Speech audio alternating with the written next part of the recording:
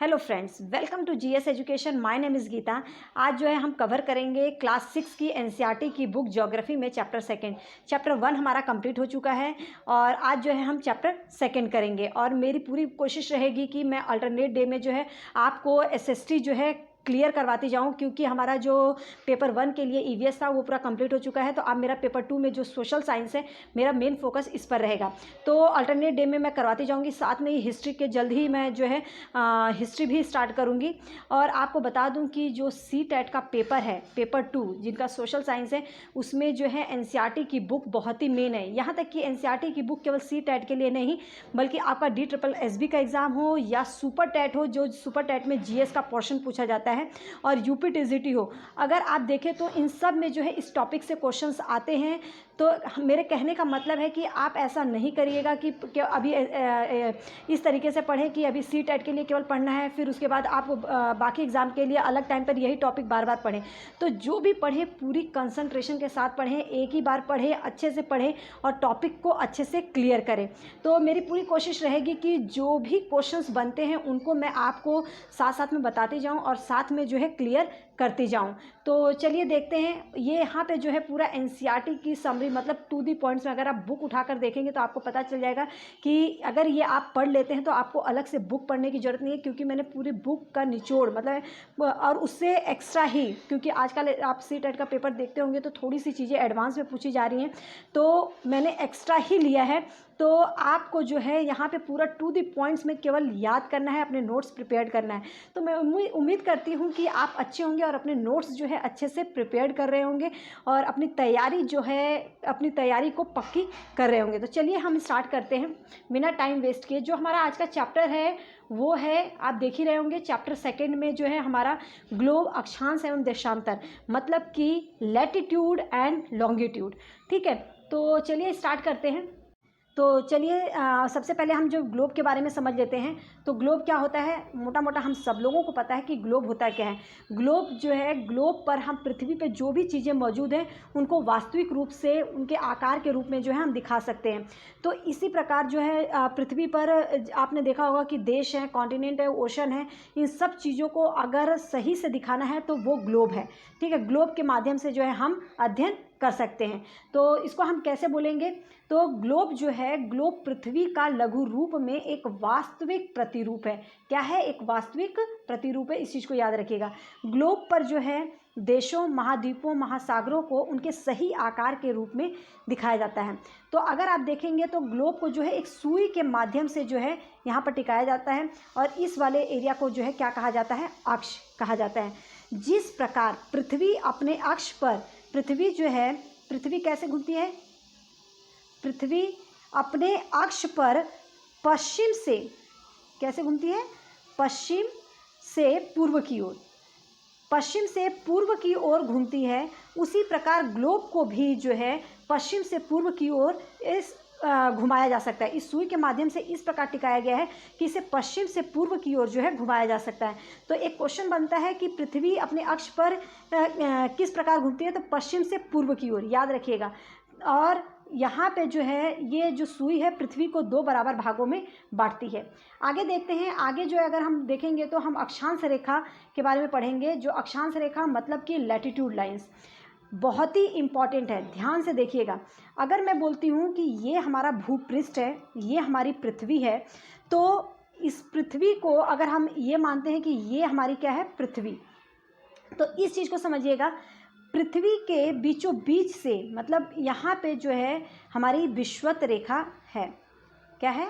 विषुवत रेखा। और विषुवत रेखा का मान जो है कितना होता है? 0 डिग्री अक्षांश।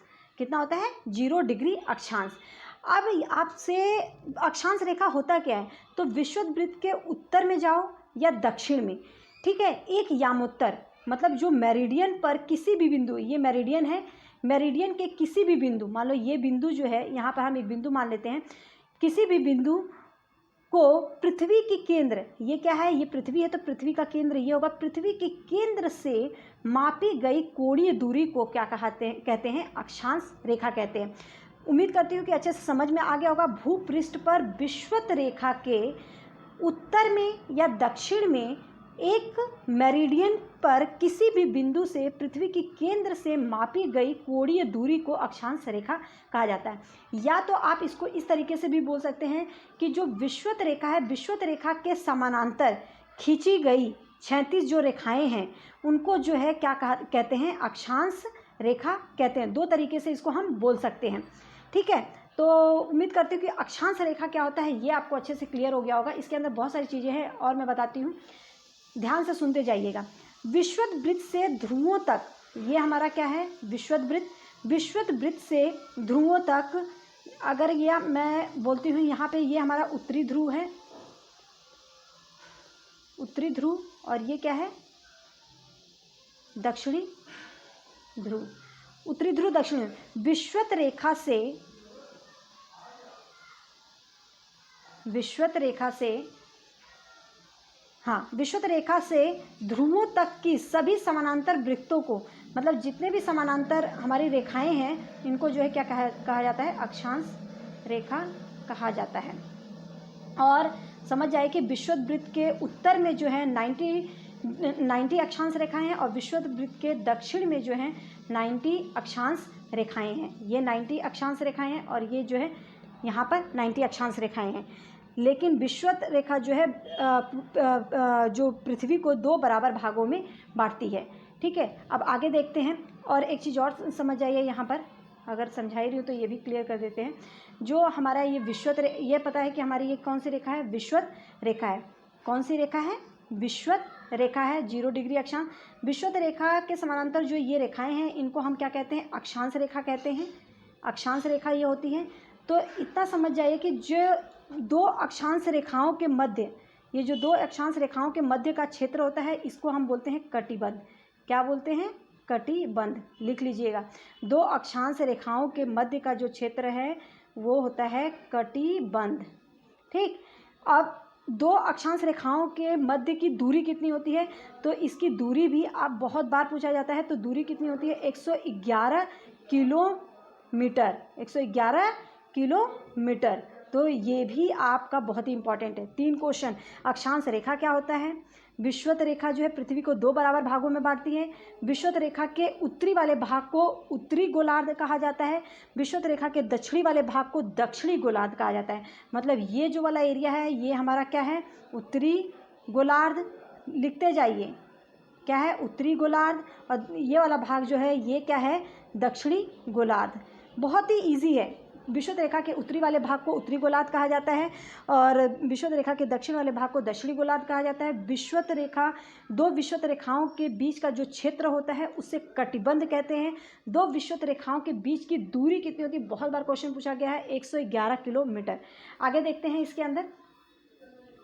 आगे जो है विषुवत वृत्त के बारे में पढ़ेंगे। तो विषुवत वृत्त के बारे में पढ़ने के लिए एक बार देख लीजिए। तो यह जो है विषुवत वृत्त को जो है एक ये काल्पनिक रेखा माना जाता है। विषुवत वृत्त को क्या माना जाता है, काल्पनिक रेखा। मतलब ये हमें पता है कि ये एक मिनट, इक्वेटर है। क्या है ये, इक्वेटर। इक्वेटर का मान कितना है, तो है 0 डिग्री अक्षांश, ठीक है, 0 डिग्री लॉन्गिट्यूड। तो यह एक काल्पनिक रेखा है जो ग्लोब को पृथ्वी के 2 बराबर भागों में बांटती है। ये तो मैंने बता दिया। पृथ्वी पर विषुवत रेखा के उत्तर वाले स्थित भाग को जो है उत्तरी गोलार्ध कहा जाता है, दक्षिण वाले भाग को दक्षिणी गोलार्ध। ये भी क्लियर हो गया। विषुवत वृत्त का मान जो होता है कितना होता है, 0 अंश अक्षांश। विषुवत वृत्त को जो है बृहत वृत्त कहा जाता है, बहुत ही इंपॉर्टेंट है।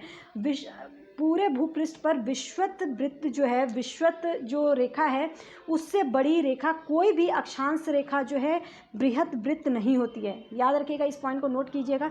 कोई भी अक्षांश रेखा जो है बृहत वृत्त नहीं होती है, बस केवल विषुवत वृत्त जो है एक बृहत वृत्त है, ठीक है। जो अक्षांश रेखा है, कोई भी अक्षांश रेखा बृहद वृत्त नहीं होता है। विषुवत वृत्त जो है केवल एक क्या है, बृहद वृत्त है। ये बार बार क्वेश्चन पूछा भी गया है। आगे चलते हैं, देखते हैं। आगे समझिएगा, ये चीज़ें सब मैंने बता दी हैं। 90 डिग्री उत्तरी अक्षांश को, मतलब अगर आप यहाँ पे देखें तो अगर ये मैं बताती हूँ, यहाँ पर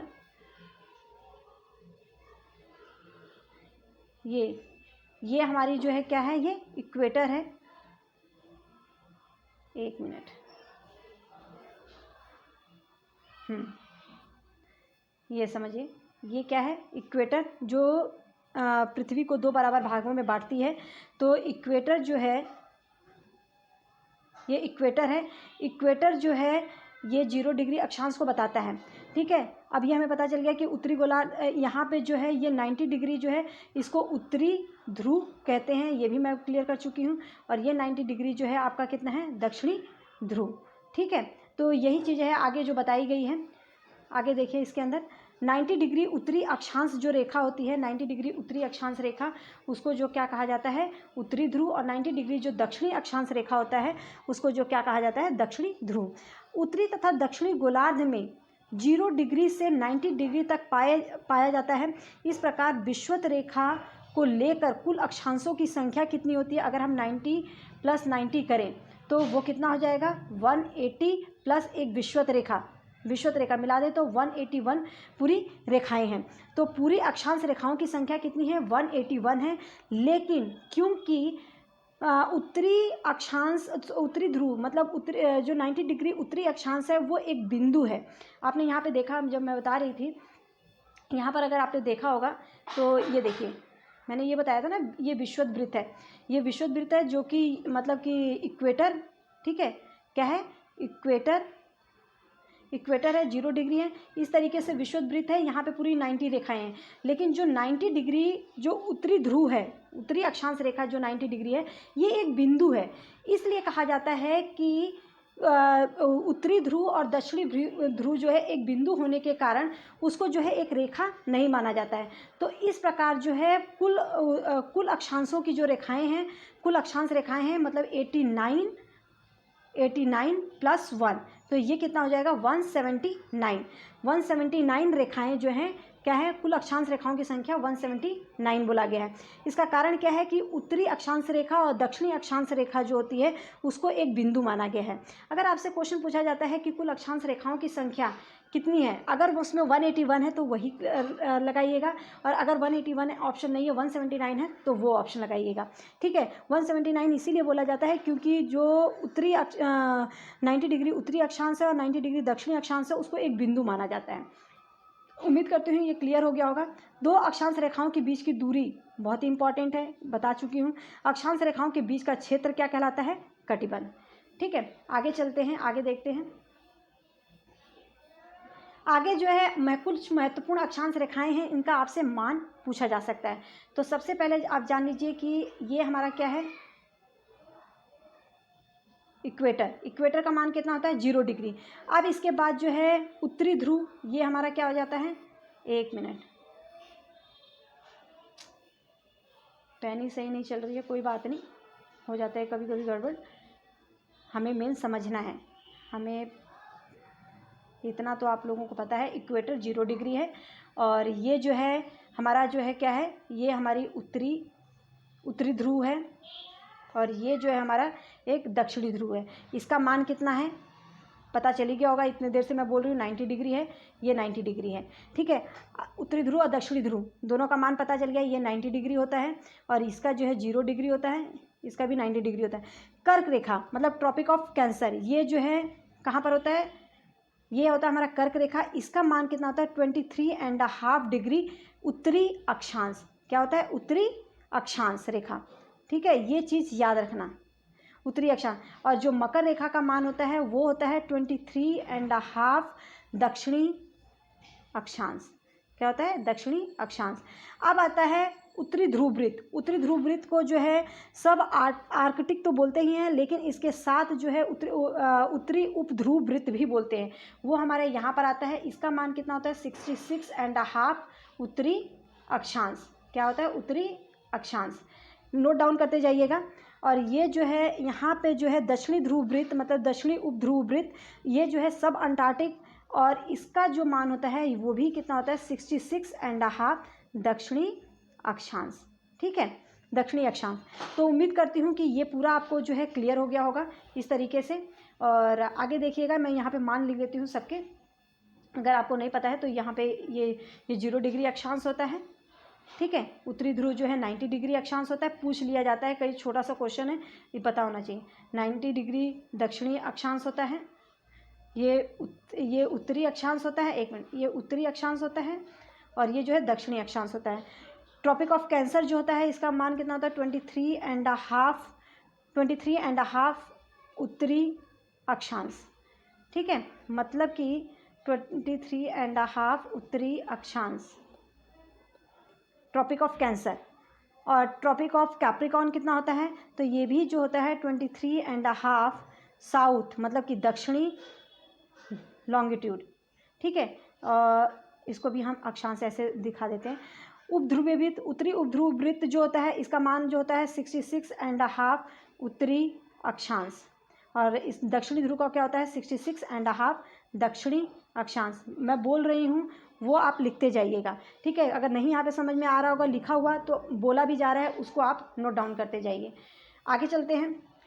आगे पृथ्वी के ताप कटिबंध। कटिबंध आप लोगों को समझ में आ ही गया कि कटिबंध किसे बोलते हैं। अगर मैं ये विषुवत रेखा लेती हूँ तो जो अक्षांश रेखाएं हैं, दो अक्षांश रेखाओं के बीच का जो क्षेत्र होता है वो कटिबंध कहलाता है। अब एक चीज़ समझिएगा यहाँ पर, एक मिनट, हाँ, अब इसको समझिएगा कि पृथ्वी पे ताप कटिबंध कितने हैं। तो इसको मैं समझाने के लिए हम फिर एक वृत्त बनाते हैं। यहाँ पे ये हमारा जो है क्या है इक्वेटर, इक्वेटर मतलब विषुवत वृत्त 0 डिग्री अक्षांश है। अब यहाँ पे जो है उष्ण कटिबंध, उष्ण कटिबंध किसको बोला जाता है पहले समझिएगा। यहाँ पे जो है ये ट्रॉपिक ऑफ हमारा कैंसर है, मतलब कि कर्क रेखा है, क्या है कर्क रेखा, और ये जो है हमारी क्या है मकर रेखा। तो याद रखिएगा कर्क और मकर रेखा के बीच का जो क्षेत्र होता है, कर्क और मकर रेखा के बीच का क्षेत्र सबसे ज़्यादा गर्म होता है। मतलब कि यहाँ पे सूर्य जो है दोपहर में एक बार सिर के ठीक ऊपर होता है। तो इस क्षेत्र को जो है क्या कहते हैं उष्ण कटिबंध। क्या कहते हैं उष्ण कटिबंध। क्लियर हो गया होगा ये, ठीक है। वही बोला कर्क और मकर रेखा के बीच का क्षेत्र क्या कहलाता है उष्ण कटिबंध।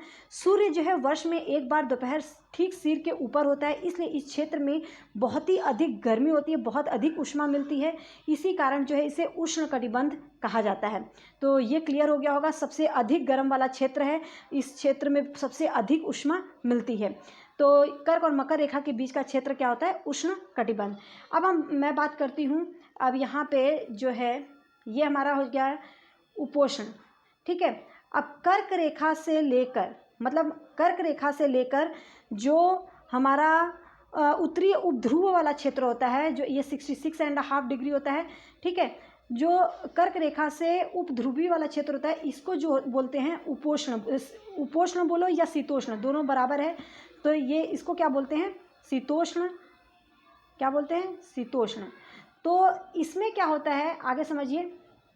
कभी भी इस वाले क्षेत्र में जो है सूरज की जो किरणें हैं वो तिरछी पड़ती हैं, मतलब कभी भी सूर्य सर के ठीक ऊपर, मतलब बहुत तेज इस वाले क्षेत्र में उष्मा नहीं पहुंचती है, बहुत ज़्यादा अधिक गर्मी नहीं होती है, जो शीतोष्ण वाला क्षेत्र है। तो इसके बारे में अगर मैं बताऊं तो शीतोष्ण जो क्षेत्र है वो कहाँ से, कर्क रेखा तथा उत्तर ध्रुव वृत्त बोलो या उत्तरी ध्रुव वृत्त बोलो के बीच का जो क्षेत्र है उसे शीतोष्ण बोला जाता है। इसी प्रकार जो दक्षिण में जाए तो मकर रेखा एवं दक्षिणी ध्रुव वृत्त के बीच का क्षेत्र। तो उम्मीद करती हूँ कि क्लियर हो गया होगा। अगर नहीं क्लियर है तो एक बार फिर समझिए कि ये हमारा इक्वेटर है, ठीक है। यहाँ पर ये कर्क रेखा है और ये हमारी मकर रेखा है, मकर रेखा, ठीक है। ये वाला जो क्षेत्र है ये हमारा उष्ण कटिबंध होता है।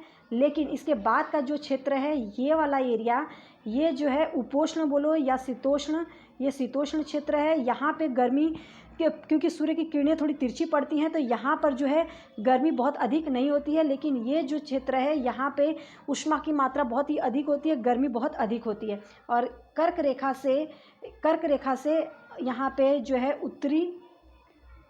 उत्तर ध्रुव वृत्त, इस वाले क्षेत्र को जो है क्या बोला जाता है शीतोष्ण। तो उम्मीद करती हूँ कि ये अच्छे से क्लियर हो गया होगा। अब इसके बाद वाला जो एरिया है वो आगे मैं समझाती हूँ। तो कर्क रेखा तथा मकर रेखा के बाद किसी भी अक्षांश पे दोपहर का सूर्य जो है कभी भी सिर के ऊपर नहीं पहुँचता, बता चुकी हूँ। ध्रुव की तरफ सूर्य की किरणें जो है तिरछी पहुँचती हैं, तो इस वाले क्षेत्र में ज़्यादा गर्मी नहीं होती है। अब बात करते हैं हम शीत कटिबंध, मतलब ये एरिया बहुत ज़्यादा ठंडा होता है। ये जो है उत्तर ध्रुव वृत्त से उत्तरी अक्षांश मतलब उत्तर ध्रुव वृत्त से उत्तरी ध्रुव के बीच का क्षेत्र होता है। एक मिनट, हाँ, उत्तर ध्रुव वृत्त से उत्तरी ध्रुव का क्षेत्र होता है और दक्षिण में जो है दक्षिण ध्रुव वृत्त से दक्षिण ध्रुव के बीच का क्षेत्र होता है। अगर ये देखा जाए तो बहुत ठंडा, ये वाला जो एरिया होता है बहुत ठंडा होता है, क्योंकि सूर्य जो है यहाँ तक नहीं पहुँच पाता, इसलिए यहाँ पे जो है ठंड बहुत ही अधिक होती है। तो उम्मीद करती हूँ कि ये क्लियर हो गया होगा। आगे हम पढ़ते हैं सबसे इम्पॉर्टेंट देशांतर रेखाएं, लॉन्गिट्यूड। तो इसको एक बार जान लीजिए, लॉन्गिट्यूड क्या होता है? उत्तरी तथा दक्षिणी ध्रुव को मिलाने वाली, मतलब अगर आप देखा जाए तो यहाँ से ये उत्तरी तथा दक्षिणी ध्रुव को मिलाने वाली सभी रेखाएं क्या कहलाती हैं? देशांतर रेखा कहलाती है। अगर मैं इसको बोलूँ ये हमारा उत्तरी ध्रुव है, ठीक है, उत्तरी ध्रुव तथा दक्षिणी ध्रुव को मिलाने वाली रेखाएं जो होती हैं वो देशांतर रेखाएं कहलाती हैं, ठीक है। और इसके बीचों बीच जो ये प्रधान मध्याह्न रेखा है, ये जो है पृथ्वी को 2 बराबर भागों में बांटता है। अब एक चीज़ समझ लीजिएगा, यहाँ पे जो है विषुवत रेखा इस तरीके से जाता है, क्योंकि हमारा ये विषुवत रेखा है और यहाँ पे ये उत्तरी ध्रुव है। उत्तरी ध्रुव तथा दक्षिणी ध्रुव को जो रेखाएं मिलाती हैं उसको देशांतर रेखा कहा जाता है। सभी देशांतर रेखाएं लगभग भूमध्य रेखा जितना, भूमध्य रेखा किसको बोला जाता है? इक्वेटर को ही बोला जाता है। याद रखिएगा, भूमध्य रेखा बोले या विषुवत रेखा बोले, इक्वेटर बोले, सब बराबर है, सब एक ही चीज़ है। तो सभी देशांतर रेखाएं लगभग भूमध्य रेखा के जितनी ही लंबी होती हैं। तो जो भी देशांतर रेखा है इनको भी एक बृहद वृत्त कहा जाता है, इन्हें भी क्या कहा जाता है? बृहद वृत्त। मतलब कोई भी अक्षांश रेखा, जो अक्षांश रेखाओं की जो लंबाई होती है वो बराबर नहीं होती, लेकिन जो देशांतर रेखाएं हैं इनकी लंबाई जो है बराबर होती है और इसको भी बृहद वृत्त कहा जाता है, विषुवत वृत्त के तरह।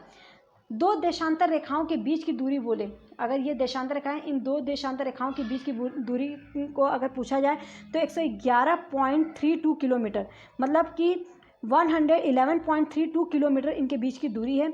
180 डिग्री देशांतर रेखा को अगर हम बात करें, 180 डिग्री देशांतर रेखा, तो अगर यहाँ पे प्रधान मध्याह्न रेखा दिख रही है, प्रधान मध्याह्न रेखा जो है पृथ्वी को 2 बराबर भागों में यहाँ पे बांट रही है। यहाँ पर 180 डिग्री जो है देशांतर रेखा इधर है और इधर जो है 180 डिग्री देशांतर रेखा है, ठीक है। जहाँ पे 180 डिग्री देशांतर रेखा मिलती है, मतलब उत्तरी 180 जो देशांतर रेखा है और दक्षिणी जो 180 देशांतर रेखा है जहाँ पे मिलती है, इसको बोला जाता है अंतर्राष्ट्रीय तिथि रेखा। यहाँ पे उत्तरी जो देशांतर रेखा है और दक्षिणी 180 देशांतर रेखा को क्या बोला जाता है? अंतर्राष्ट्रीय तिथि रेखा, ठीक है। ये क्लियर हो गया होगा। अब यहाँ पे एक चीज़ और समझिए कि प्रधान मध्याह्न रेखा जो है पृथ्वी को 2 बराबर भागों में बांट रही है, मतलब कि जो इसके पश्चिम वाला भाग है इसको पश्चिम से दर्शाया जाता है, इसको जो है पूर्व से। तो प्रधान मध्याह्न रेखा के पूर्व में 180 डिग्री देशांतर रेखाएं हैं और प्रधान मध्याह्न रेखा के पश्चिम में जो है 180 देशांतर रेखाएं पाई जाती हैं। तो जो मैं बोल रही हूँ उस पर ज़्यादा ध्यान दीजिएगा, क्योंकि यहाँ पे सब चीज़ें लिखना पॉसिबल नहीं है, लेकिन जितना एनसीईआरटी की चीज़ें थी वो मैंने नोट डाउन कर दी और जो क्वेश्चंस बनते हैं वो भी। तो आपसे क्वेश्चन पूछा जाता है कि 2 देशांतर रेखाओं के बीच की दूरी और अंतर्राष्ट्रीय तिथि रेखा किसे कहते हैं? तो याद रखिएगा 180 डिग्री जो देशांतर रेखा है उसी को जो है अंतर्राष्ट्रीय तिथि रेखा कहते हैं।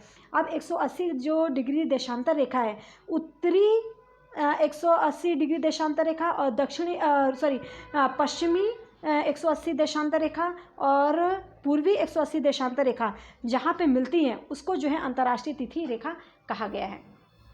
आगे देखते हैं आगे क्या है। तो आगे बताया गया है कि जो देशांतर रेखाएं हैं वो अर्धवृत्त, आपने देखा कि वो एक रेखा ना होकर क्या बना रही है? एक अर्धवृत्त बना रही है। उनके बीच की दूरी जो है ध्रुवों की तरफ जैसे जैसे हम बढ़ते जाते हैं, मतलब अगर आप यहाँ पे देखें, एक मिनट पीछे चलते हैं हम लोग, एक बार और समझा देती हूँ ये चीज़। अगर ये देशांतर रेखाओं की बात करते हैं हम, तो यहाँ पे ये देखो इस तरीके से मिलती हैं देशांतर रेखाएं।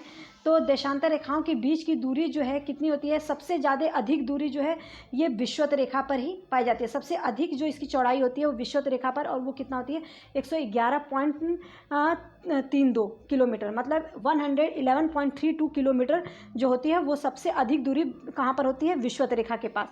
अब उसके बाद जो है जैसे जैसे ये देशांतर रेखाएं ध्रुवों के पास पहुंचती जाती हैं तो उनकी दूरी जो है कम होती जाती है, मतलब इनका क्षेत्र जो है कम होते जाता है और ताप भी कम होता जाता है, मतलब कि जो गर्मी से ठंडी बढ़ती जाती है।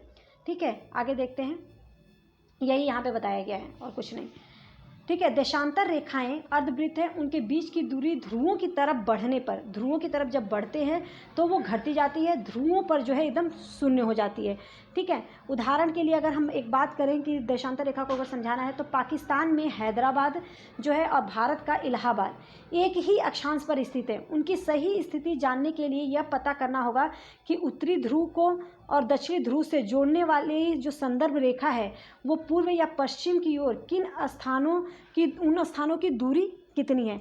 मतलब अगर बात करें तो पाकिस्तान में जो हैदराबाद है और भारत का जो इलाहाबाद है ये एक ही अक्षांश रेखा पर स्थित है, लेकिन इनकी सही स्थिति को पता करने के लिए आपको क्या करना होगा, उत्तरी ध्रुव को दक्षिणी ध्रुव से जो रेखाएं जोड़ रही हैं उनको पूर्व या पश्चिम की ओर इन स्थानों की दूरी कितनी है उससे पता किया जा सकता है। अब यहाँ पर जो है आपको इस चीज़ को क्लियर करने के लिए मुझे जो है मानक समय मतलब कि देशांतर रेखा और समय के बारे में पढ़ाना पड़ेगा, तो उसको जो है मैं नेक्स्ट वीडियो में कवर करूँगी, क्योंकि उसके अंदर से बहुत क्वेश्चन आते हैं समय निकालने के लिए, टाइम निकालने के लिए। तो वो मैं जो है आपको नेक्स्ट वीडियो में बताऊंगी कि टाइम कैसे निकालते हैं, देशांतर रेखा और समय और मानक समय क्या होता है। इससे आगे थोड़ा सा एक चीज़ और जान लीजिएगा कि प्रधान यामोत्तर रेखा क्या होती है, प्रधान मध्याह्न रेखा क्या होती है, प्रमुख यामोत्तर जिसे। तो आप यहाँ पे देख रहे हैं कि ये जो है हमारी क्या है, प्रधान मध्याह्न रेखा है। यहाँ से विषुवत रेखा गुजरती है। ठीक है, प्रधान मध्याह्न रेखा जो है पृथ्वी को ये भी 2 बराबर भागों में बांटती है। प्रधान मध्याह्न रेखा के जो पूर्व वाला भाग है इसे जो है पूर्वी देशांतर कहा जाता है, पूर्वी देशांतर, और इसे जो है पश्चिम देशांतर कहा जाता है, पश्चिम देशांतर रेखा कहा जाता है। तो जो प्रधान मध्याह्न रेखा, इससे एक बहुत इंपॉर्टेंट क्वेश्चन बनता है कि लंदन के पूर्व में ग्रीनविच नामक स्थान पर स्थित राजकीय वेधशाला स्थित है। यहाँ से गुजरने वाली जो देशांतर रेखा को क्या कहा गया है, प्रधान मध्याह्न रेखा। तो प्रधान मध्याह्न रेखा कहाँ से गुजरती है ये चीज़ आपको जानना जरूरी है। तो ये जो है लंदन में ग्रीनविच नामक एक शहर है, वहाँ पे एक राजकीय वेधशाला है, वहाँ से एक रेखा गुजरती है जिसे जो है क्या कहा जाता है, प्रधान मध्याह्न रेखा कहा जाता है, मतलब ग्रीनविच मध्याह्न का नाम दिया जाता है। इसका मान जो है कितना होता है, 0 डिग्री होता है, और इसके पूर्व तथा पश्चिम में, इसके पूर्व में 180 देशांतर रेखा होता है और इसके पश्चिम में 180 देशांतर रेखा खींची गई है। इस प्रकार पृथ्वी पर जो है कुल देशांतर रेखाओं की संख्या कितनी है, 360। और हम सबको पता है कि पृथ्वी जो है अपने अक्ष पर घूमने में जो है 24 घंटे का समय लेती है। तो समय टाइम कैसे निकाला जाता है वो जो है मैं नेक्स्ट वीडियो में बताऊंगी, और उम्मीद करती हूँ कि यहाँ तक आपको चीज़ें जो है क्लियर हो गई होंगी। चैप्टर 2 का जो है एक बहुत ही इंपॉर्टेंट देशांतर और समय और मानक समय के बारे में बताना है, वो मैं नेक्स्ट वीडियो में, क्योंकि वीडियो बड़ी हो जाएगी इससे, और इसको जो है मैं कल आपको कवर करवा दूँगी। उम्मीद करती हूँ कि ये टॉपिक जो है आपको अच्छे से क्लियर हो गया होगा। जो इसके नोट्स हैं टू द पॉइंट्स में है, ये आप ज़रूर इसको जो है इसे ऐसे ही नोट डाउन कीजिए और इसे लर्न कीजिए। तो चलिए यहाँ पर हमारा ये ख़त्म होता है, और उम्मीद करती हूँ कि आपको वीडियो पसंद आई होगी। अगर पसंद आई हो तो प्लीज़ एक लाइक कीजिएगा, लोगों के साथ शेयर कीजिए ताकि ये सभी नोट्स प्रिपेयर कर सकें, और लोगों के साथ उन लोगों को स्पेशली जो कि बहुत ही सीरियस हैं और उनको कहीं से गाइडेंस नहीं मिल रही है तो उनको एक नोट्स मिल जाएगा। तो ऑल दी बेस्ट, अच्छे से पढ़ते रहिए।